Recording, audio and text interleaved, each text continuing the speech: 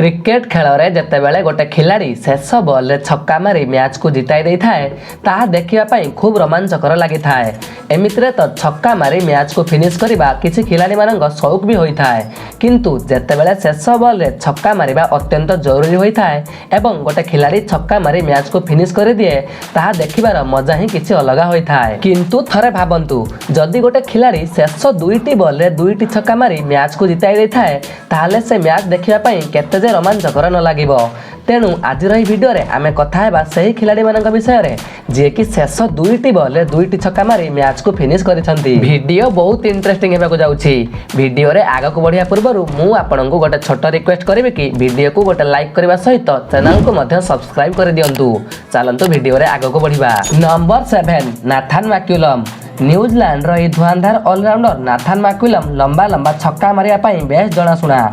एमितिरे तो नाथान निज क्यारियर रे अनेक बड़ बड़ मैच रे न्यूजीलैंड को विजय कराइबारे बेस सफल होइछंती। किंतु तांको क्यारियर सबुठु रोमांचकर मैच सेतेबेले होइतिला जेतेबेले 2013 रे न्यूजीलैंड टीम श्रीलंका गस्तरे एक वनडे सीरीज खेलुथिला। एही सीरीज रो द्वितीय मैच रे वर्षा बाधक साजिबा कारणरू श्रीलंका प्रथमे बैटिंग करी 23 ओवर रे 138 रन करथिला एवं परे डीएलएस मेथड जोगु न्यूजीलैंड को जितिया पई 198 रन रो टार्गेट दिया जाइथिला। मैच रो पीछा करी ओलाइथिबा न्यूजीलैंड दल को जितिया पई शेष 4टी बॉल रे 17 रन रो आवश्यकता थिला एवं नाथान मैक्यूलम शेष 4टी बॉल रे 4टी बाउंड्री मारी मैच को फिनिश कर देइथिले, जेउंथरे कि शेष 2टी बॉल रे 2टी लंबा लंबा छक्का शामिल थिला। Number 6 Kieron Pollard. लंबा लंबा छक्का मारिया पई मशहूर एही कैरिबियन क्रिकेटर कायरन पोलार्ड को किए बा न जानिछि।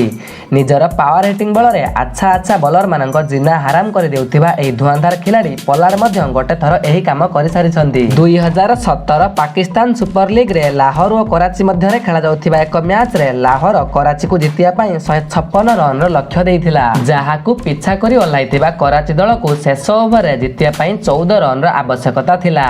ओवर रो प्रथम 4टी बॉल रे कराची रो बैट्समैन माने मात्र 4 रन ही बनाई पारिथिले।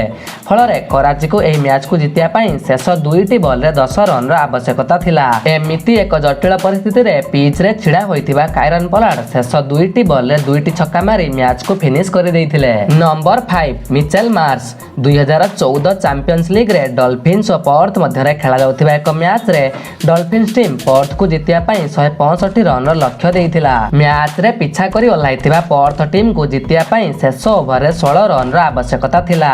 प्रथम 4टी बॉल रे पर्थ टीम गोटिए विकेट हराई मात्र 4 रन ही करि पारिथिला। फल रे मैच रे जितिया पई शेष 2टी बॉल रे 12 रन रो आवश्यकता पड़ी गला। एमिति एक मुश्किल परिस्थिति रे पिच रे मौजूद थिबा धुआंधार ऑलराउंडर मिचेल मार्श शेष 2टी बॉल रे 2टी छक्का मारी मैच को निज नाम रे करि नैथिले। नंबर 4 रविंद्र जाडेजा। 2020 आईपीएल रे सीएसके एवं केकेआर मध्य रे खेला जाउथिबा एक मैच रे केकेआर सीएसके को जितिया पई 173 रन रो लक्ष्य देइथिला एवं एही मैच को पीछा करी ओलाइथिबा सीएसके दल को जितिया पई शेष ओवर रे मात्र 10 रन रो आवश्यकता थिला। हेले ओवर रो प्रथम 4टी बॉल रे मात्र 3 रन ही बनिथिला, जेउथि पई कि एही मैच अत्यंत रोमांचकर परिस्थिति को चली आसीथिला।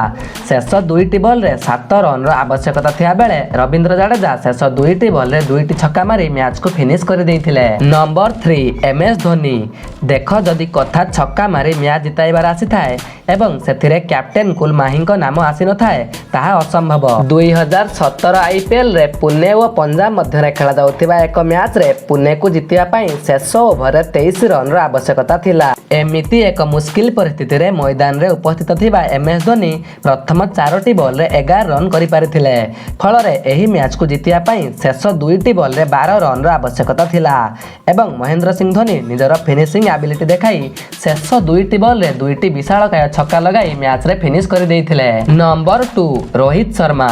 2020 रे भारत और न्यूजीलैंड मध्य रे खेला जाउथिबा 5 मैच विशिष्ट टी20 सीरीज रो तृतीय मैच रे खेला जाउथिबा सुपर ओवर रे न्यूजीलैंड भारत को जितिया पई 18 रन रो लक्ष्य देइथिला। लक्ष्य रो पीछा करबा को ओलाइथिबा भारतीय टीम पक्षरु केएल राहुल और रोहित शर्मा प्रथम 4टी बॉल रे 8 रन बनै पारिथिले एवं मैच रे जितिया पई शेष 2टी बॉल रे 10 रन रो आवश्यकता पड़ी गला एवं सामना रे छिड़ा होइथिबा रोहित शर्मा टीम साउदींको शेष 2टी बॉल रे 2टी विशालकाय छक्का मारी मैच को फिनिश कर देइथिले। नंबर 1 रिंकू सिंह। ବର୍ତ୍ତମାନ ସମୟରେ ରିଙ୍କୁ ସିଂଙ୍କ ଚର୍ଚ୍ଚା ସାରା ବିଶ୍ୱ କ୍ରିକେଟରେ ଖୁବ୍ ଜାରି ରହିଛି।